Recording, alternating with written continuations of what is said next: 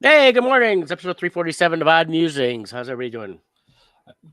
I'm doing well. I don't know how all of you guys are. I don't know. Nobody's watching just yet. They haven't all logged in yet. So I'm going to give a shout out today to our buddy Jay Brandt. He did a post the other day of he's got some vinyl stickers he's like clearing out. So go check him out. Big Head Studio, isn't that it? But one of his characters he did was the Hostess Pie magician.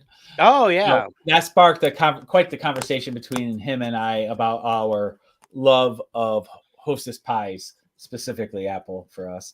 And I was just saying how for me I think I was viewed as Unicron by the Hostess Pie people because I would just devour whole civilizations of them. Yeah. So it was a fun conversation about Hostess pies. Yeah, Jay's got some really cool stuff. He I like what he does. I've got several pieces of his artwork from over the years. Last time I got was funny. I forget what show it was after COVID, I'm pretty sure. And it was one of the probably Great Lakes. He posted like, "Hey, I've got this free piece. First person to claim it comes in." I was like an hour or two later. I walked over and said, "Hey, you got it?" And he's like, "Well, you're the only one that asked for it, so here you go." Yep. Yeah. Good stuff. So yeah, he does. I'm trying to think. It's a vinyl something or other. He does. That you can order through. I'm trying to find it. So he did a post. Let's see, Jay. If you go to Jay Brandt, yeah, I was looking on his page and I just didn't see that post. So I was thinking it came through his vinyl something or other. Let's see here. It's a post with the pictures of his. Where are they? Or maybe as a Jay Brandt artist site. Maybe it wasn't on his personal page. Possibly, yeah. I think it was Big Head Studios. Let's see. That's not coming up. Yeah. Where are you, Jay? Well, if you check your since you commented, you could check your notifications and probably find it faster that way. Oh, probably. But Jay Brandt. Yeah. Let's just see if he. Yeah, Heads Up Studios is his thing. So. Yeah, Jay was on the show. Gosh, he was actually on the show before COVID, so that's the last time. Yeah, it's been a while. Yeah, it's been like 5 years because we had him come out to the studio, and yeah, Heads Up Studios, that's the name of it there. Yeah. So he did a poster of his favorite Warner Brothers cartoon, Rocket Squad, a Porky Pig, Daffy Duck, Scary Girl. Here, I'll just pull this up let me just share the screen. There you go. Yeah, it's always fun to catch up with Jay. It's on the Great Lakes, and he's got a bunch of cool stuff. This was a commission he did. You want it on the screen? Yeah, and then here's Banana Splits. So good times. Yeah, these are some of the posts he did. But I think the other one was he's got the vinyl. It's a group he has that he set up. I'm part of it. And I can't remember the name of it because I see it all the time. So. Yeah, so here's his website. So he's got a lot of cool stuff there. So, here we are. Sweet Vinyl. Okay. Yeah, Sweet Vinyl. That's what it is. Sweet Vinyl is it's a private group he has. That's why. Yeah. But yep. And that's where you could probably join it, but you could it's where he offers stuff for sale and things like that. So yeah. Sweet Vinyl. Good stuff. Yeah. So, should get into the ad reads real quick and. Yeah, why don't you go ahead and take care of it? Yeah, and I'll cover the topic. I'll hit the topic that's hitting the national news. Okay, hold on real quick. Here's that way we can see the fruit pie of the magician. Yep, there he is. in the Frito Bandito. that was a cool one too. And then of course he's got his Jawas salvage there. So he does new ones, limited editions each month, and then when they're done, they're done. He doesn't make tons. So exactly. Yep. All right. So I just put in the comments there how to reach us. If you're buying or selling a house, you're going to want to use realtors who understand what's going on. It's been in the news quite a bit. there's big national lawsuit happened and a settlement by NAR, which is the National Association of Realtors. And Jill and I, Team Titans with Realty Executives Hometown, we have been on top of this. I've been watching a lot of official posts. There's a lot of rumors out there. The media is completely lying. Surprise. Biden is lying. Surprise. Even Biden is out there lying, saying how he's promising to lower house prices because of this. It's all lies. They're saying how there's price fixing with our commissions, blah, blah, blah. Right. I'm going to break it down really quick, just so you guys understand basically what's happening. Regarding price fixing for commissions, it is against license law. So let me start with, I'm in the state of Michigan. Each state has their own rules for their own real estate. So I'm talking about state of Michigan here. But it's against license law for me even to publicly say what I charge for commission, because other realtors may be on here watching. So I am only allowed under license law to discuss what my commission structure is to other realtors in the same brokerage. And I'm with Realty Executives Hometown. I can only talk with other Realty Executives Hometown agents about that. I can't even talk to other Realty Executives agents in other brokerages. Okay, now I have a question about that real quick, since you mentioned that. Yeah. There are billboards now down I-94 that I have seen with a real estate guy saying he charges 3% commission. Right. And if you read the fine print, what he's talking about is the minimum amount that, if it's the same guy, I don't know exactly who you're talking about, so I can't speak specifically, but in ads I've received from similar type of statements, if you read the small print, that's the amount that he offers to the buying agent as cooperative pay, but then it can go up from there. So he's talking about the minimum of what he's doing. So he can still negotiate a different thing. So like some of those agents may offer an a la carte package where they'll just put it on the MLS, or they might have a full service package where it's more, where they're doing advertising and other things.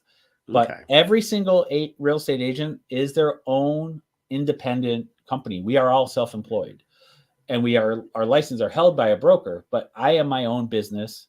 Well, Jill and I are a team. So Team Titans is our business. The agent down the hall, even within our own brokerage, is their own business. And we can all structure ourselves separately as long as we operate within the confines of the rules our broker sets for us. Mm-hmm. And different brokerages can have different rules. But I am not allowed to. So if I'm at the gym, I can't even publicly talk about my commission rate, because there's a lawsuit where this happened, where these two realtors were on a treadmill together talking. A lawyer happened to be in front of them and overheard them talking commissions. He sued them successfully because they were violating our real estate rules by talking about commission publicly. It is so strict that we cannot talk to other agents about anything to do with our commission structure. Right. That we can be held in violation. So there is no price fixing happening at all.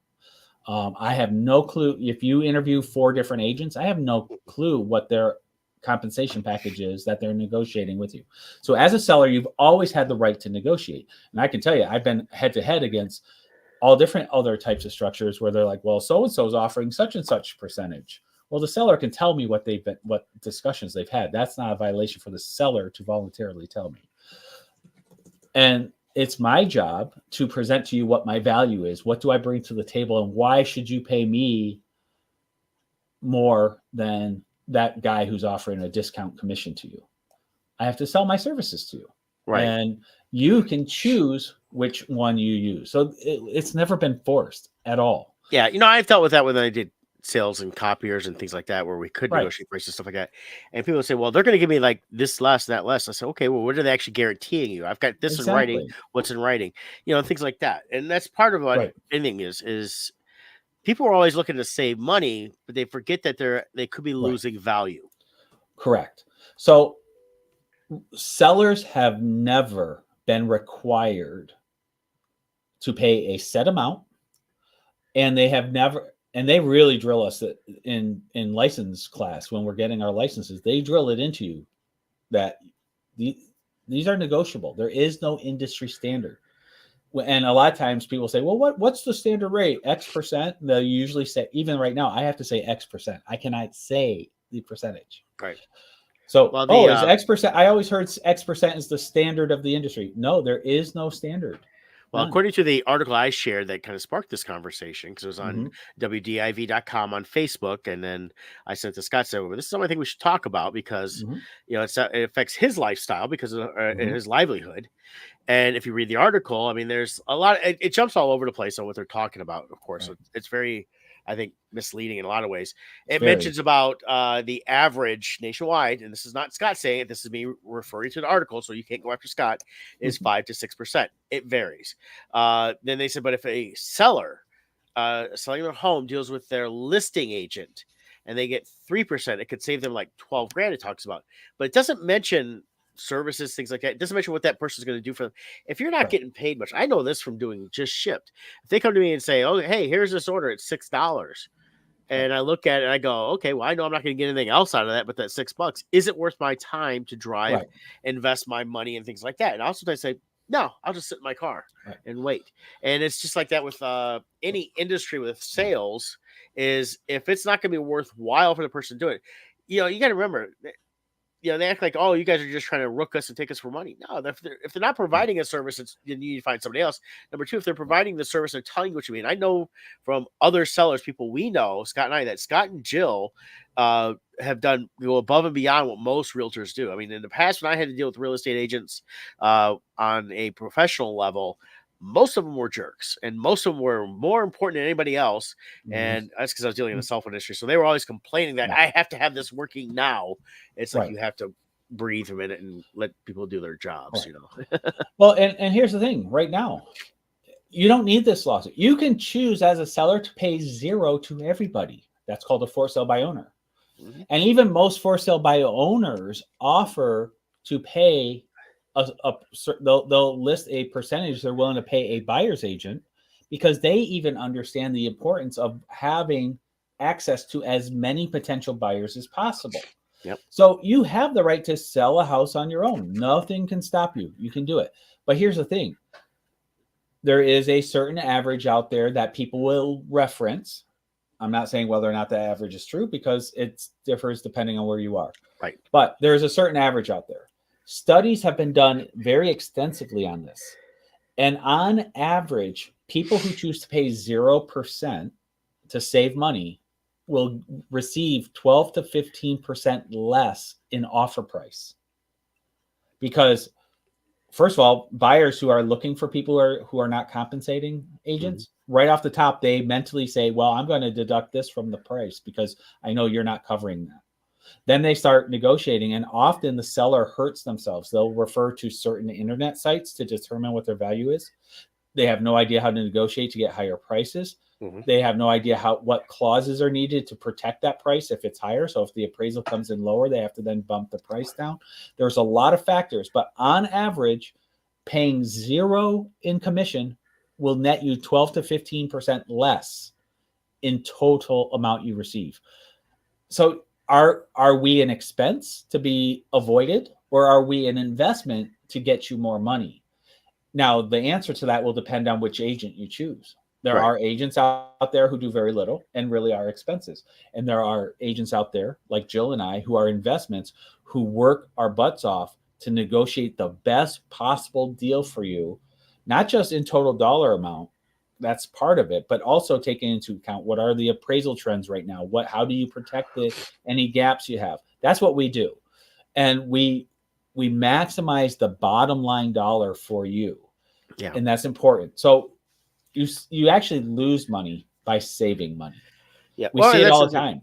Yeah. And the thing is, as I was reading these comments on here, I'm not going to read them all or get into them, but they're also like, oh, it's about time. This one person says, I've sold my last 2 homes myself. The title agent does all the work. Right. They made their own appointments. But the thing is like you said, is how much did they get versus how much could they have gotten? Because again, they're not in the industry to constantly look at what's everything selling. You can get a rough idea from Zillow, but that's not accurate at all. No, not at all. Which is why Zillow, they had a home buyer program where they would buy the houses themselves. They have lost millions on that program because their estimates are so wrong. They themselves have lost a ton of money doing that. So people think they're saving money. They're not. And and we're getting calls like some sellers think, oh, well, now I don't have to pay commission. Yeah. Here's the bottom line. The market decides your home's value. What is the market? Buyers. Buyers only have so much money. And especially now in today's market, a lot of buyers are maxing out their credit cards. They don't have savings right now. Right. They don't have that excess cash. So at the end of the day, sellers have actually never paid commission, just to be blunt. Buyers have always paid everything. So here, I've got my little illustration. Each little sticky note is, let's say, $1, just for representation purposes, right? The buyer, whatever the deal is, the buyer brings a pot of money to the table. So in this case, let's say $8. There's 8 different elements that have to be paid in the transaction. The first 2 elements they pay off the top. That's going to cover their title costs and their lender if they're getting a mortgage. So right there, boom. So out of the $8, we're saying $1 per represented person. 2 of those dollars get paid off the top. That remaining $6 is purchase price. Out of that, they're paying, based upon the way it's traditionally done right now, is they're covering the buyer agent expenses, the listing agent expenses, their taxes to the government for selling their home, paying off their mortgage, their title company, and whatever's left over is their proceeds. That's what they walk away with. So that's what's left. So they're getting $6 for their house. The buyer brought 8. However, let's say they're saying, I refuse to pay buyer commission. Okay. Well, now that's an expense that goes to the buyer has to pay out of their pot that they had. They only had $8. Well, now they're paying $3 out. Well, that only leaves $5 left for purchase price. So now they're offering you $5 for purchase price because they had to eat the expense that was previously being offered by the seller. Mm-hmm. So if by going cheap, all you've done is reduce the number of people who can afford your house and your purchase price drops. That's what happens. That's the reality. Because nobody is making more money today with excess money. Inflation's through the roof in all areas.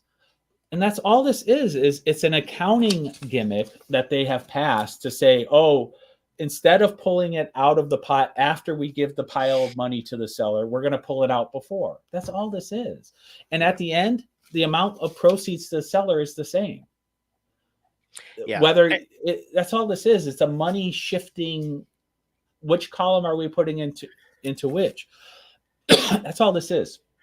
Yeah, and that's why I was bringing this up, because I thought it was a good thing. Because read these articles, and this one that popped up yesterday, I said, it talks about well, they should, realtors should be held accountable. They should go to a flat rate. They should be. It's not like they're not disclosing information. And of course, this is in line with everything we're seeing from the federal government right now, saying that they want everything disclosed, every fee. So they went after like Ticketmaster. Right. And there's a list. The realtors are just on that list of, we want to look good to the voters. Just keep in mind, it's a voting year, so all this stuff's coming out now. Right. Like it's a negative to go. Inflation through the roof, and they're trying to find fingers to point. When's the last time we had this in the industry? Back in 2008, more prices were going crazy. They passed Dodd-Frank, and they vilified the mortgage industry at the time. Yeah. It's the same thing now. And so here's the reality. This is a nationwide settlement. I personally think there's a conspiracy behind this to nationalize real estate. Right now, every state has its own power to regulate their own real estate terms.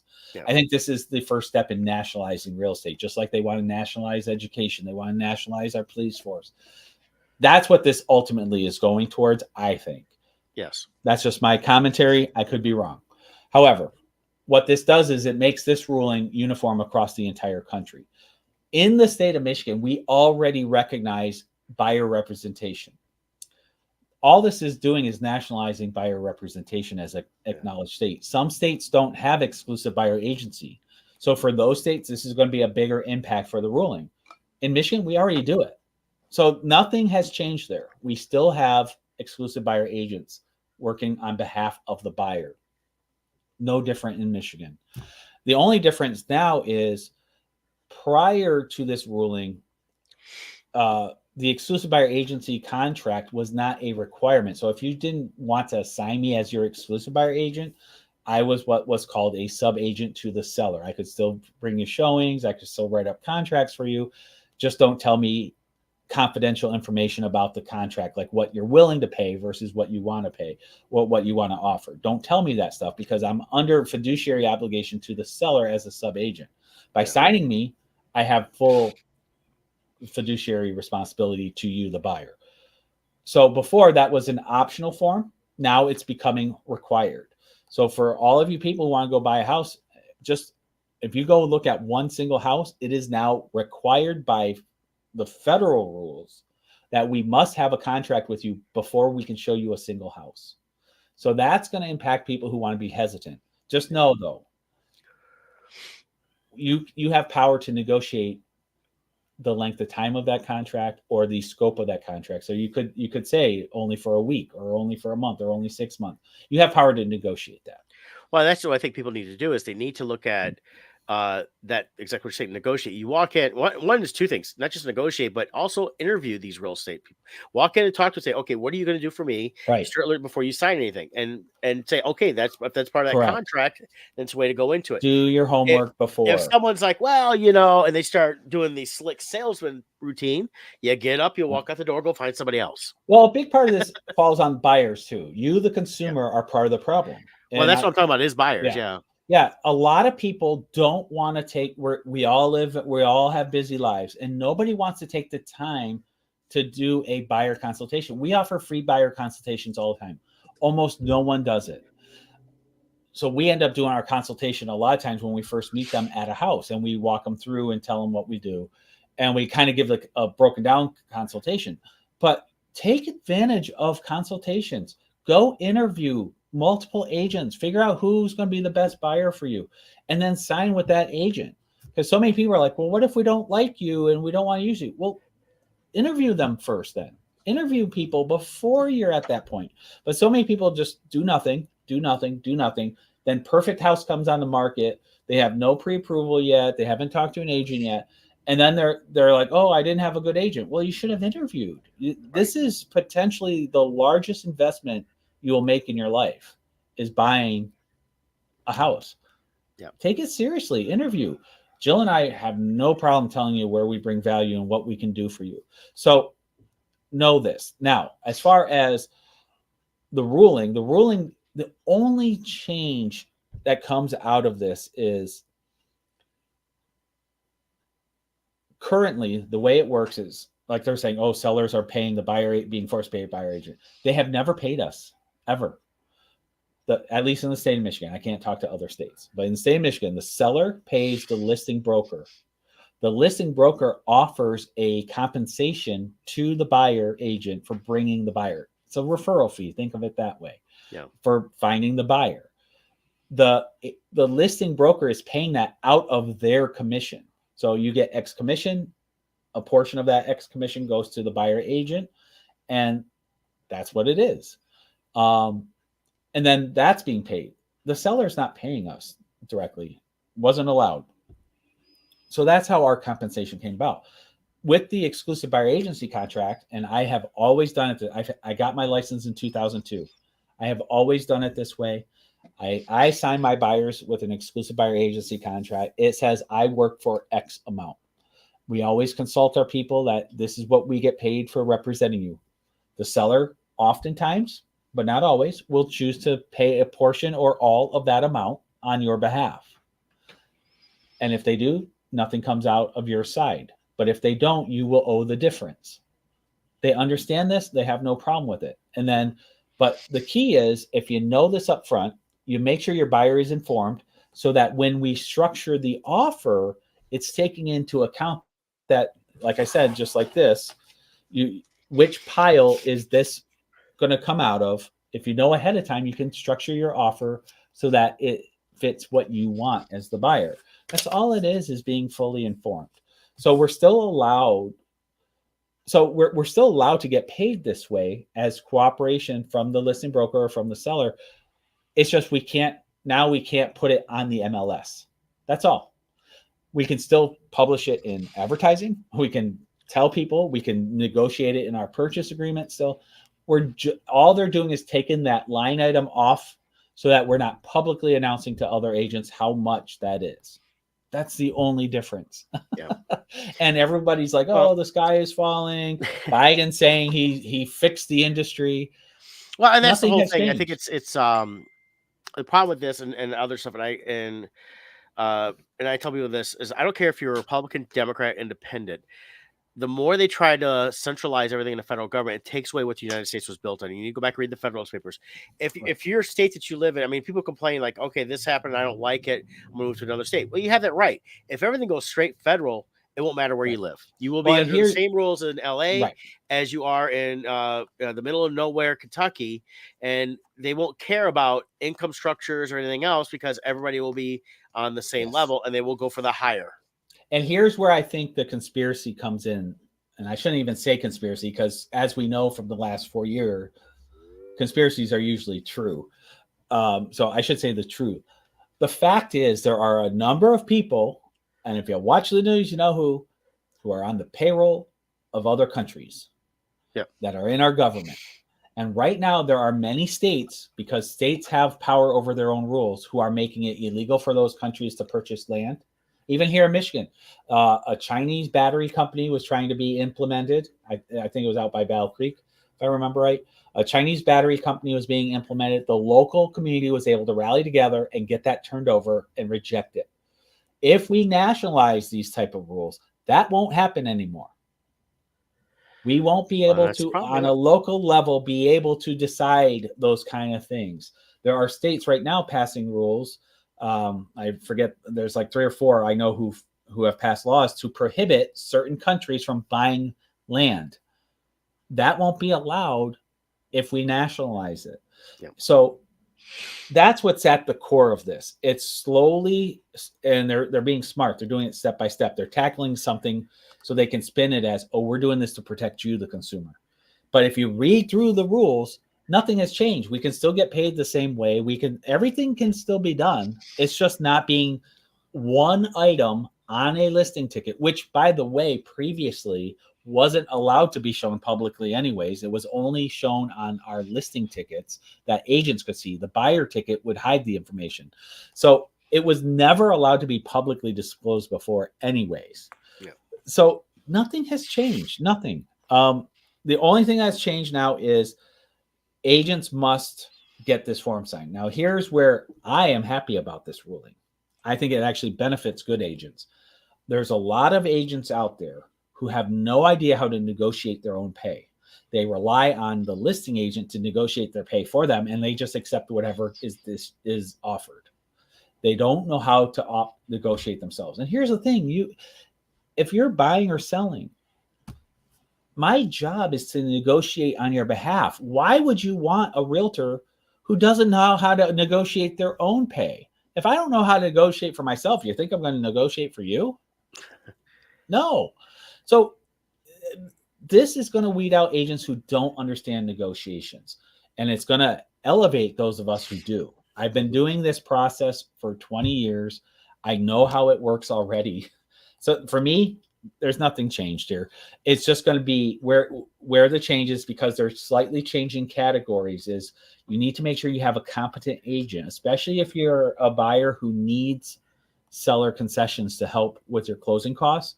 Because if I don't write that contract up properly, then if I write it up where my pay is coming out of concessions instead of as a cooperative payment, that eats up the amount of seller concession you can get.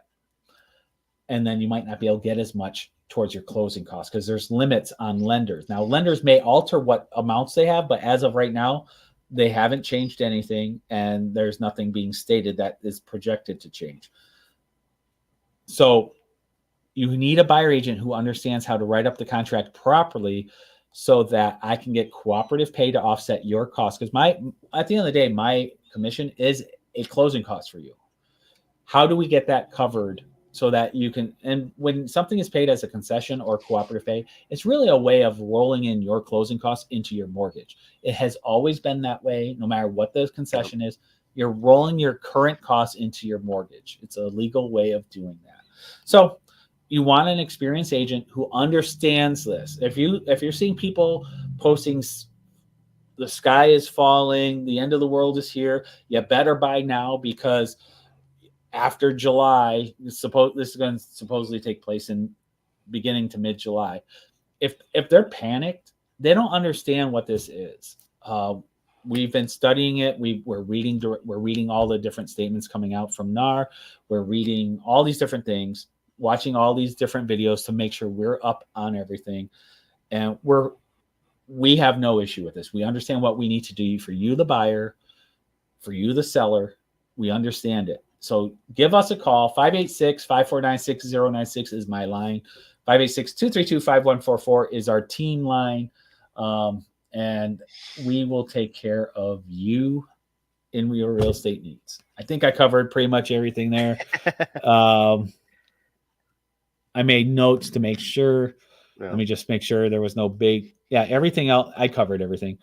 So if you want to talk more one-on-one about this, even if you're another realtor, remember, we can't talk commission rates. So I won't talk that with you if you're from another brokerage. But if you want, if you want to join a team where we understand this stuff, give Jill and I a call. We'd be glad to interview you to bring us on our team, and we'll train you how to handle this moving forward. So, yep. There you go. Team Titans. Well, like I said, we're seeing a lot of stuff this year because of it being the election year, and I thought this was a nice little topic to chat about to get there. And it's not about I tell people, I said, this isn't about whether it's Republican or Democrat in any of this stuff. It's about finding out where the truth lies in this stuff and what's really going on. And again, when you read comments from people and they tell it's about time, I've done this by myself forever and I've done just fine. And realistically, I know I've talked to Scott and he's talked to people that said, I just sold by myself. And Scott goes, what'd you get? I'm pretty sure I could have got you more. Well, and this is the last thing I'll say on that. We have done deals with for sale by owners on behalf of our buyers where the buyer has to pay our full commission because the seller didn't want to. It is so easy. We love working with for sale by owners because we get our clients such amazing deals that we know they would have paid far more for the house had that person listed with the agent, because there would have been these last few years, it's been insane bidding wars and everything else. We swoop in on a for sale by owner. They have no idea what to ask on their own behalf. And we are able to get amazing deals for our buyers. Now, unfortunately, there's not many for sale by owners out there to do this with anymore. But I think it's because so many for sale by owners have come to understand they need the help of an agent. I think it's anything. When you're dealing with something major transactions, you need to talk to the experts that deal in that area to understand what's really going on. And just because you've bought and sold a home a few times over the years, and no matter what your age, and unless you're in the industry full time, you don't know. Oh yeah, like I'll hear that, like, well, I've sold 3 houses on my own. I'm like, oh, so you're at the level of a first year agent. Good job. A first year real estate agent might do 3 deals in a year, maybe more. So we'll do that in a month. We'll do that. You think your 3 transactions over the last 30 years equals what I've done? No. Yeah. And trends change. What worked 20 years ago in negotiations isn't working right now. Oh no, it's just everything. Everything's changing very fast as we move on technology and everything else. A lot of stuff is moving in the last. Just think about the last 5 years, how fast everything changed. Oh yeah, for sure. Like that. For sure. But hey, good talk. I tell you what else has changed is Star Wars. We're going to talk a little about Star Wars. Star Wars. So I've got the trailer for the Acolyte. Yes. Ready to go. So this is the new series that's coming out in June. They're going to do a 2-episode premiere, and then there'll be 6 more episodes after that. June 4th? June 4th, yep. Okay. So it's 7 weeks long for the series. I would expect the times to be anywhere from typical, like we see in these series, 35 to maybe upwards of 45, 50 minutes, depending on what story they're telling and how much they want to tell you.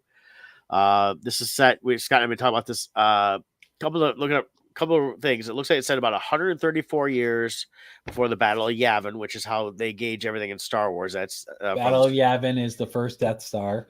Yep. And that was in Star Wars: A New Hope. Yep.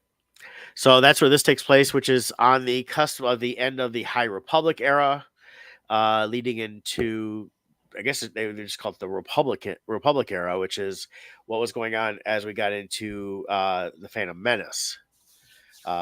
when that's where Think things of start it to as the High Republic is the United States in the 80s under Reagan, and afterwards is how we are now. Yeah. It's kind of a way to look at it. So they went 500 years with, being this High Republic versus, I guess, it's also a time of peace. And during the High Republic was also, there was a lot more Jedi out. So their numbers were dwindling as they got into the Phantom Menace before we got to, of course, the Great Purge of the Jedi with it, which is when Anakin became Darth Vader. So, yes. But hey, let's watch this trailer. Close your eyes. Your eyes can deceive you. We must not trust them.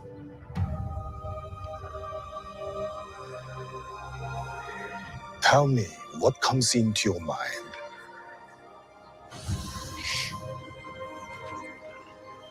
Life. Balance. I see fire.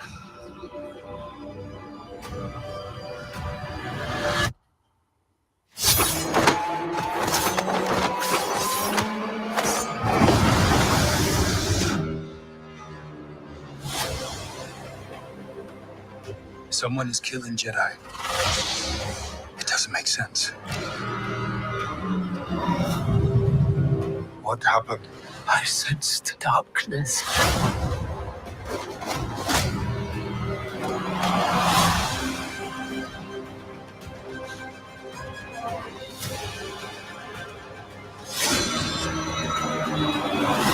This isn't about good or bad. This is about power and who is allowed to use it. What is that?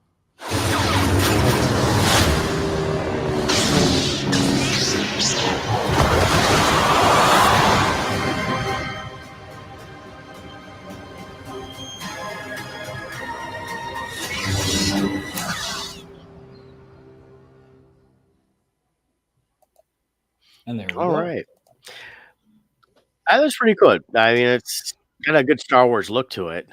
Yeah. Yeah. Overall, as I told Brett off screen, I'm pessimistically optimistic. We'll see where it goes. My biggest concerns come from reading the showrunner,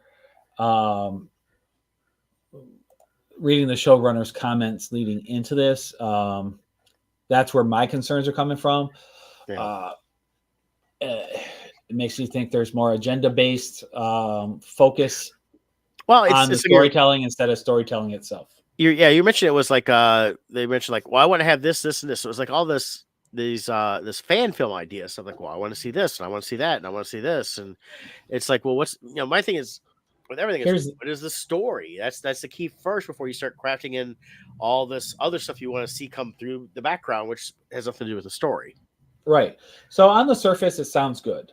But what worries me is when you get down to her comments where, when they're talking about what came about with telling the story. We ran the gambit. Let's reference Return of the Jedi here. Let's reference this holding cell based on a Clone Wars episode here. Let's have a cantina because I've always wanted one. I think when you get an opportunity to do Star Wars and you're a Star Wars fan, the idea is to get in a lot of your wish list. And hopefully other people are excited too. That's the exact approach Rian Johnson took. And it says it. He goes, I always want to see what would happen if Luke didn't use his powers because he was grumpy and old. And what if this and what if that? And so he threw in everything and he turned it into a glorified fan fiction film instead of making the objective, what is the message of the story? Right. And how do we utilize the elements of the Star Wars universe to tell that story? Instead, it's reversed. They're flipping it. It's, well, we want this and we want that. We want all these shiny objects. So we're going to force the story into all the things we want. Right. And my other red flag is the trailer. The trailer looks amazing. And I really am looking forward to this. And I really hope I'm wrong. The production quality looks really good on this. Right. But, okay, room full of Jedi Padawans, one boy in the whole class and 10 girls. they're showing clip after clip after clip after clip. Girl, girl, girl, girl, girl, girl, girl.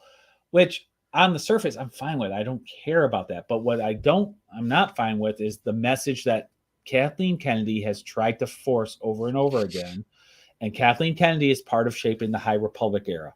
So that's what worries me. Yeah. If you are making a Star Wars film and you are a Star Wars fan like Filoni, like Favreau, you put story first, fandom second. But she is saying in her comment she's putting fandom first. That's what worries me. Well, the problem is it's not even the Star Wars fandom; it's the fandom that she wants to create. That they create. Enough of all. Yeah, exactly. What are they trying to create? So I hope that's not in there. Told. As Scott and I being two white males here, of course, we're going to get a lot of criticism of people because we are two white males when we say stuff like this. But it's like this first thing he says, we've always talked about we like story. First and foremost, it's story. Both of us said at different times throughout our podcast, we like the character Rey. Rey was a great character. They screwed it up when the Rian Johnson movie, but we liked Rey. Princess Leia, still one of the most popular ones out there. Yes, there wasn't a lot of female characters early on. It was the 70s. Keep in mind, different time making these. But as we've gone on, they've introduced a lot more female characters. Look at the prequel. Lucas put in a lot of female Jedis. There was different ones throughout the whole thing. But he had a story he had a contract and had already been started prior to that. The newer stories, you look at what Filoni did. Well, he created one of the most popular characters ever, Ahsoka. Ahsoka is hands down probably the most popular character right now. And she's accepted by everyone. Every fan out there. Other female characters. Great character. I think she's coming up in the next couple weeks here on Bad Batch. When you look at Fennec, it's Ming-Na Wen's character. From she's been in a couple of different things with that. Bounty Hunter. Great bounty hunter, solid female character. They've really built that out. So it's not about just being female, but when you come in, if we came out and said, okay, we're doing new Star Wars and the future is all male, there will be no females. No one's ever said that. But when they come out, Kennedy said that, and that's how she was trying to push it with the High Republic, and everybody else says the future is all female. It should not be the future is all female. The future should be the future is all good stories and great characters, no matter what. They even had merchandise with that on it. Yeah, they changed all the merchandising to say that at one point. So it's just there is a mix of characters. We're seeing a lot more on the females in the trailer, but they do start off with we've got Master Saul. I'm going to share this one here. But one thing I want to touch on too is all these people want representation. I'm sorry, but there is reality to representation. All you women think you're so great. Sorry, when there's actual problems, who's running into danger? 99% men. When there's a war, it's 99% men. Why? Not because we're better than women. It's that we are better in certain areas and women are better in certain areas. Women aren't made for war. That's the reality. Now, some women, there's always exceptions. Some women can compete just as strong as a male. But when you're having a war-based thing and 99% of the characters are women, sorry, it's forced. It's not real. Well, and then back to the characters. First one is Master Saul. Now, this is Lee Jung-jae is the actor's name. He was from Squid Game. He was the main character in Squid Games. That's who that is. I was trying to place him. He looked familiar, and I couldn't remember him. Yeah, and a couple of things I watched earlier on, like other people looking at this, they're comparing how his hair looks. So they're figuring that there's a time jump at different times. Either it's going to be past or going forward. Oh. Like this could be past and everything goes forward. So there is going to be some different time things with a few things going on based on the trailer. It's all based on the trailer, of course. And then we have the other Master Indara. That's Carrie-Anne Moss from the Matrix trilogy. I'm looking forward to her character. She's a great actress, and I love seeing her. When I saw her in this, I was like, "Wow, this is good." I loved her in the Matrix. Her character in the Matrix was fantastic. To see her as a Jedi Master, this will be great to see. I mean, I think she's a good addition to the Star Wars universe. Then we have Kel Naka. This is a Junis is playing Kel Naka. He also does Chewbacca in the sequel trilogy and Solo. And this My is understanding he's a Jedi. And that's what they're saying here. This is on comic book Star Wars. Wookiee Jedi. He's a loner who lives a solitary life. So they're exploring, I think, different aspects of the Jedi during this time because there was, supposed to the High Republic, a lot more Jedi. So of course, where we see with the prequels, Anakin, Obi-Wan, Qui-Gon, all that stuff, they were all more involved in that because there was so few. They had to all be working as the negotiators everywhere. That's how it starts off. I will be curious to see how they have a Jedi Wookiee in action, because there are realities to a person in a costume and what they can actually perform. Yeah. I would think the reality of a Wookiee Jedi, though, I would think they would have a lot of singed hair from the Jedi from the lightsaber spins. They'd have like bald spots where the saber got too close. Well, you notice, look at his head. He shaves part of his head. He has just the Japanese, like almost the thing going over. So, and then of course, then we have Vernestra Vern Rowe. We only saw this real quick. This is Rebecca Henderson. She was in Russian Doll, which I didn't really watch much of that, but I remember that. She supposedly is the character is supposedly a Jedi Knight at 15, so she's a teenage prodigy and the leader of the Order. So we'll see more of her. And then Yord here is Charlie Barnett. He's on Chicago Fire, and I think a movie called You. Now he's a Guardian. Now this is also I find interesting is the Guardians are the ones that have the yellow lightsaber. So this is finding the lore on this is they're kind of like they became like the Temple Guardians or different types of Guardians of that. So I think that's why it kind of ties into Rey's lightsaber becoming yellow at the end of Rise of Skywalker. Because now she is the guardian of the Jedi Order at that point. So it does tie in that nicely. Well, and like we talked about last night, this is where my whole head knows expanded universe and all of that lore and how colors were for lightsabers and all that. I don't quite understand anymore because like a red lightsaber, it's based on like if you did something bad and killed someone, the lightsaber bleeds and becomes red.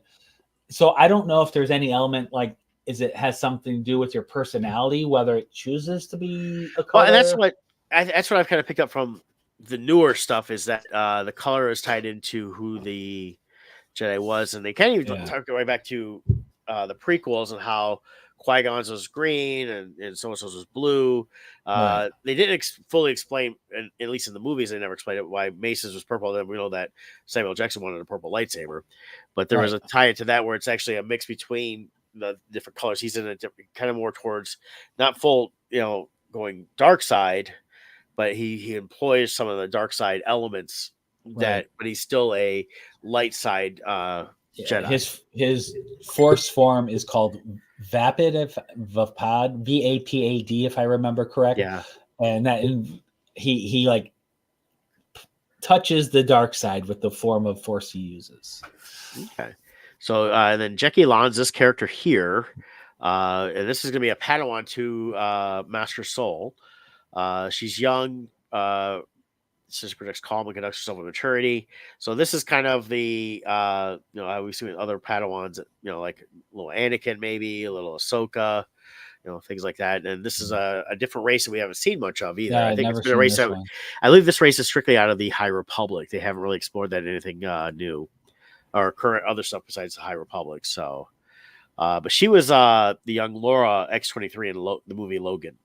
So she's grown up since then, of course. So, and then we have Kamir, and this is Manny Jacinto. He was in The Good Place. He was played like he was a dumb guy. Oh, that's him. So, yeah, I loved him in The Good Place. Yeah, he's playing a smuggler. So I was like, okay, so we're getting not just Jedis, we're going to see some smugglers. I'm sure that's gotta be involved because they're dealing with thefts during this time and what's going on. So it's stuff like that.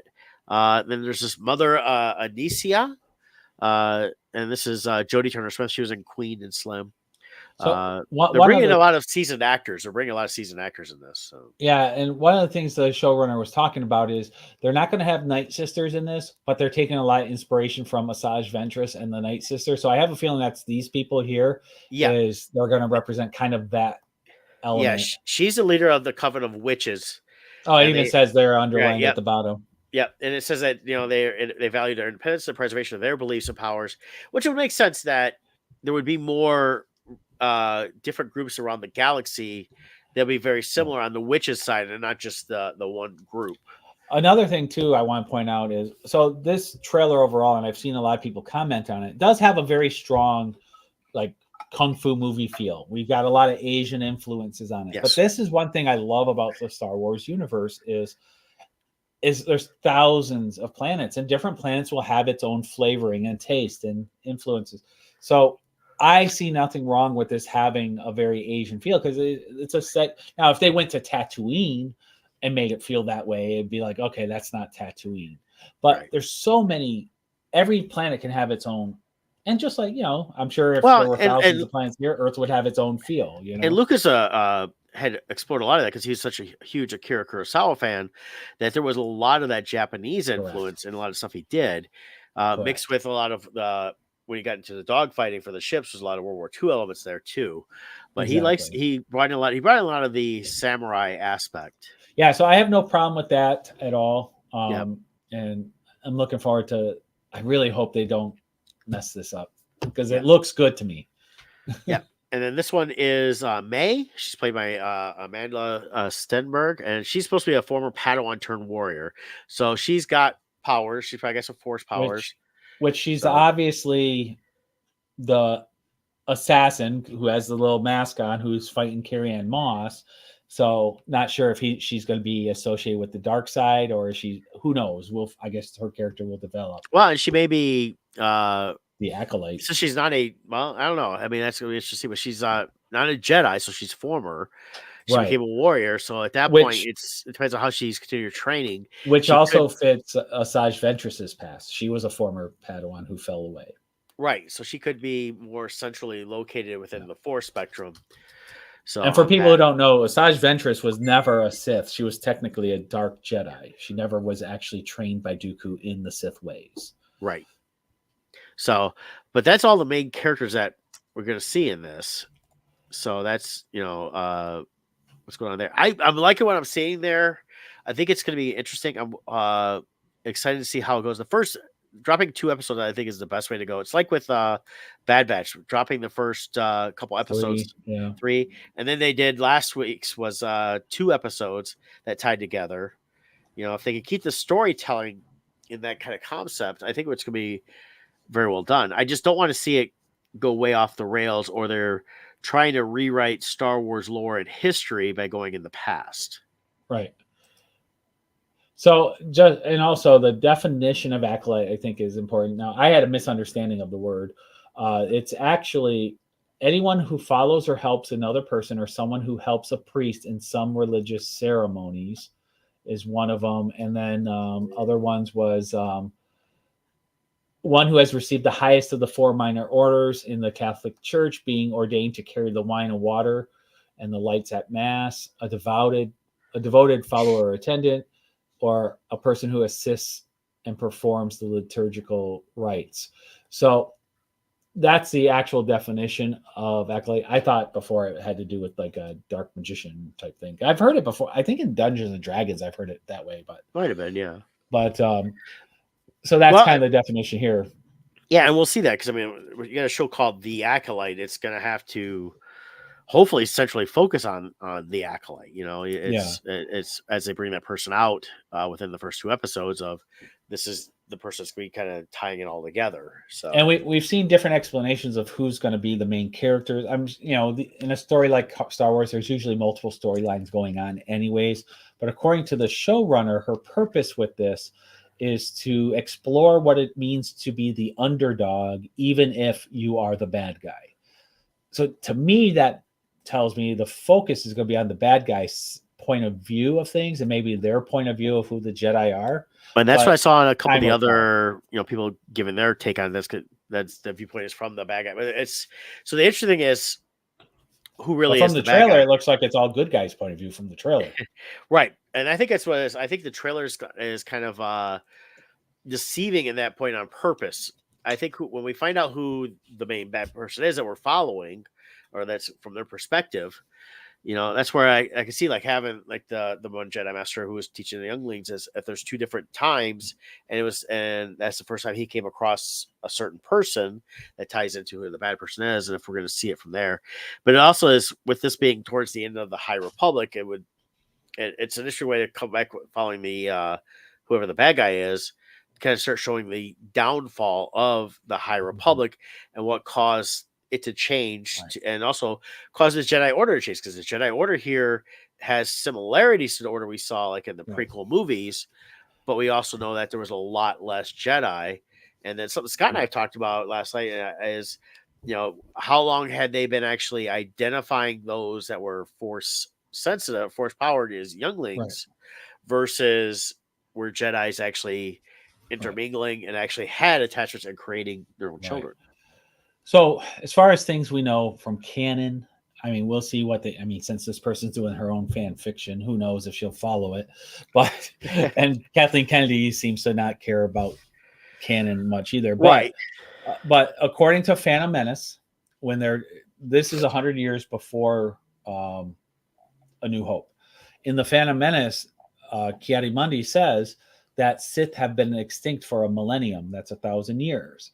So theoretically, we might see the Sith, but they won't be in a public setting where the Jedi know of them. At least, and even in the trailer, they question like, what are these? Who are these people? And we see the red lightsabers. Correct. So either when they are revealed, everyone dies, and there's no survivors to report of their existence, or they call themselves something different to hide the fact that they are Sith. But we don't know. Or this is some other dark Jedi group, because the Force has many aspects. The Night Sisters use the Force, but it's a different aspect of the Force than the Jedi access and that the Sith access. So there's different elements to the Force as far as what it is as a whole. So we'll see. But I think another interesting discussion is if there's going to be cameos of characters we know. So we talked about the age of some characters and who we might see. Well, Yoda's one of them. He's there training. He's supposed to be at this point in the temple as training, and he may already be on the council. So he'd be about 800 years old at this time. Yep. One of the things I watched, the robot from Ahsoka, he was actually there at the temple at that time because he's several hundred years old. Oh, the training droid. That's right. That David Tennant does the voice of. Right. So I think those are the two most likely cameos. I mean, there's Yaddle. Yaddle is the other Yoda type character. So there's three high possibilities since we're seeing Padawans being trained. Yeah, there was one on the council too during the first movie. I believe with the long neck. I thought she was I forget. Owner's planner, but no, she's a different. That's a different. Species. She looks very similar though. So there are characters like that. Now, characters we probably won't see, but who are alive at the time. Chewbacca would be one. Yep. He'd be 90 years old during this time frame. I doubt we'll see Chewbacca though. It doesn't really make sense to throw Chewbacca in the mix. It would. I'd probably feel forced. Same with Jabba. Jabba is about 100 years old, if I remember right. During this. And this would be around the time they're getting their empire going. The Hutts are. So, unless they go to Tatooine, probably wouldn't see Jabba. Yeah, and it's also speculating. You could have. We can see like the where Darth Plagueis come in, which is the master for Palpatine, who is not yet born. Right. So Darth Plagueis is alive. We read he would be around a teenager year. Yep. So that could be a surprise reveal during this story that Darth Plagueis is the Acolyte, or because he's young enough to be an apprentice at this point if he's in his teenage years. Right. And we don't have a lot of information on Plagueis. I mean, there's been a little bit here and there. They've not really fully explored that. They really have the range to do what they want with him. Yeah. So we know that he taught the Emperor or Palpatine how to basically defy death, but at the same time he didn't defy his own because Palpatine killed him. Now, one character who I think is going to be the surprise cameo to tie everything together will be Maz Kanata, as we talked about.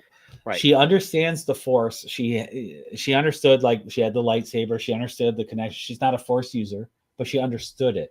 Right. And I could see them putting her in as a way to tie the sequel series into the past as well. And I think that'd be I think about the best way they could do it. And she could be tied in with that smuggler character because she seems to fit that kind of. Well, when we saw her in the episodes in Force Awakens, that's what she was. She was basically running a den of smugglers. Yep. And we know she has a thing for Wookiees, and there's a Jedi Wookiee. She had a thing for Chewbacca. Yeah, that's her boyfriend.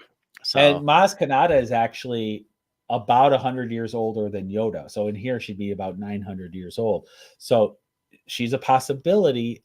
If I had to bet money, I think we'll definitely see side cameos of Yoda, Yaddle, and the droid that David Tennant voices. And then I would say as a regular appearance, maybe not a main character, but like a maybe in 3 or 4 episodes, Maz Kanata. Yeah. That's my bet. Well, I think those they'll want to tie the sequel series into the past. Well, I would hope so. I guess we'll see once it starts airing what direction they go. If they even truly acknowledge the movies in that, or if they're trying to create this wholly new thing that has really nothing to tie in directly to it. I mean, that's the fear. Yeah. That's how it felt with The Last Jedi. So, Yep. but yeah. And then we're kind of running out of time here, but Bad Batch is going good. Last week's episode was a 2-parter that you had to have. That as a was really 2-parter. good. Really good. And I already watched this week's. So it was really great. They have been so masterful at telling Crosshair's story arc, redeeming. What makes that character so powerful is they really vilified him during the last few seasons, and now we see this turnaround, and you see the maturity of Filoni as a storyteller here, Right. and how the nuance he's getting to, and the patience at unfolding the story. But all his characters have always, Ahsoka, he was very patient in letting her develop instead of forcing it, and that's why she's such a powerful character now. Is everything makes sense as to how she is who she is. Exactly. So can't wait. I haven't gotten to see is it 1 episode released today? Yes. Okay. Yeah, so I'm looking forward to that. Yeah, I think we're still on 1 episode. Let me just look up real quick here because it's we've got the next week. Looks like there's just 1 next week. So I was trying to see if they have anything listed out. I don't see anything directly that says it's here. So let me see if they got the StarWars.com episode guide. That's Clone Wars. We rewatch. Yeah, and just the way he's going about this storytelling Filoni is with this is the show itself has just really matured fast, but not too fast. So yeah, they're only showing what they have out right now for the episodes. So, but yeah, it was 15. So next week's is episode 8, I think. Is 8 or 9? This week's 8, so 9. So we've got still 6 more episodes. Nice. I think we'll have probably a 2-part finale is what it's going to end up being. I would think. Yeah, that's what I would think. But they're more and more getting to the heart of, we know why they want Omega, but now the Bad Batch is starting to get to the point where they're starting to figure that out as they're moving along. Yeah, and this is another place where they're connecting the sequel movies into the past because they are exploring the whole cloning aspect of what the Emperor was trying to accomplish, and ultimately develop Snoke and the Emperor's new body with how he came back. So they're exploring that background, which I think is good. Yep. The one thing I heard before, and it really is true, Star Wars, it's a complicated way in which the story is told because everything never comes out in chronological order. We are constantly, now we're 100 years in past, now we're 100 years in future, we're 10 years before, 50 years after. Everything's bouncing back and forth. Right.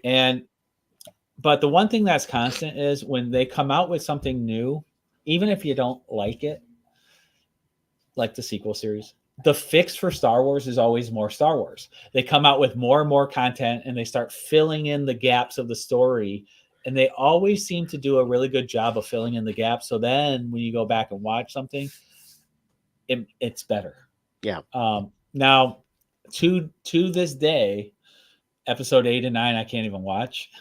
So they still haven't done that for me yet, but maybe they will. Maybe as they unfold this stuff, I'll finally get to the point where I can accept 8 and 9. I may not be able to accept 8. I've watched it. I know it's so bad. It's just bad as a standalone movie. 9, to watch it standalone, I really can't do it. But if I'm doing I'm a marathon through it, I'll do Force Awakens and just skip right to that, because really most of 8 is useless. It is. There's no real progression of story. It's just we're gonna send them. They nullified their own story within the story. Yeah, it's a bad movie. But looking at, I did find on the Wikipedia, they do say April 3rd there'll be another 2 episodes dropped, and then the final 4 are single. It doesn't give any run times though, so I could definitely see the last episode being a little bit longer. But they're supposed to tie everything all in, so and wrap everything up. So we got, let's see.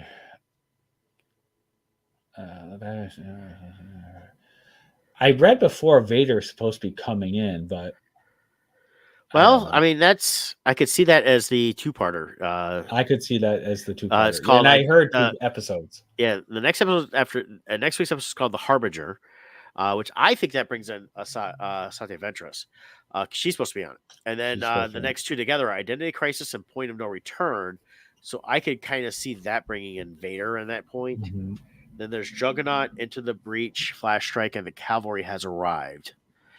So I think that's where we're getting into more intense action at those points. So All I can say is it has been every single episode this season has been very satisfying for me as a Star Wars fan. I'm loving Filoni's storytelling, how he's treating every character. It's great. yeah, we're getting a full, I feel a complete story for all the characters Mhm. that we've been following this Bad Batch. So, Yeah. and definitely a lot of it is focused on Crosshair and Omega, because we got a lot with Hunter and everybody else last year. So my irresponsible speculation is for the ending of the series. My speculation is Crosshair is going to sacrifice himself to save the rest, and he'll have a sacrificial ending to his story to really redeem him. yeah, That's my prediction. I could see that. So, but we'll see on how it goes. I'm really curious how this is going to end because of the fact that it's like, where do they go over here? We don't see him in anything else that's been out yet. Yep, How do they could go full Rogue One. Yeah, either Rogue One, or do we see them all just completely disappear into something else to where Filoni's got a story idea with them, which he could tie into the whole stuff he set up with Ahsoka with Thrawn, outer edges, and bringing them back with her being older. Yep. Be interesting. So, but hey, join us next week. We'll talk a little more. And Star it'll give Wars, Disney a reason to put Tamara Morrison into a female costume yeah. for a feature. No, it's Omega. Don't need to though. I mean, that's Omega. That's not Tamara Morrison. Yeah, we don't need Tamara Morrison drag on this, because he no, there's no, he would no. Because Omega would be roughly the same age as Boba Fett, because they were both unaltered clones, unlike the other clones that are aging fast. Yeah, they even pointed it out in the last episode where Crosshair said something to her like, "Oh, you're just a kid," and she's like, "I'm older than you are." And he's like, "Oh, that's true." Yeah. Oh yeah. So they forget that. So yeah. But hey, we'll talk more Bad Batch next week because we got a really good episode we can cover for then, and then some other fun stuff. I'll give a recap of the Indiana Comic Con. Kevin and I will be set up down there. Look for our post. Yeah. I'm gonna get it posted later today. Our table locations, and we will have all kinds of fun Bardstone stuff as well as other comics, my Boomtown Press comics, some cool artwork, things like that. Come see us as well as our friends from T-24. Vinny and Lisa will be there set up. Some really cool T-shirts. I'll be wearing some of the shirts over the weekend, and they got a few new ones. So a lot of cool times. So definitely come on out and check us out there. We'll see you all next week. Bye.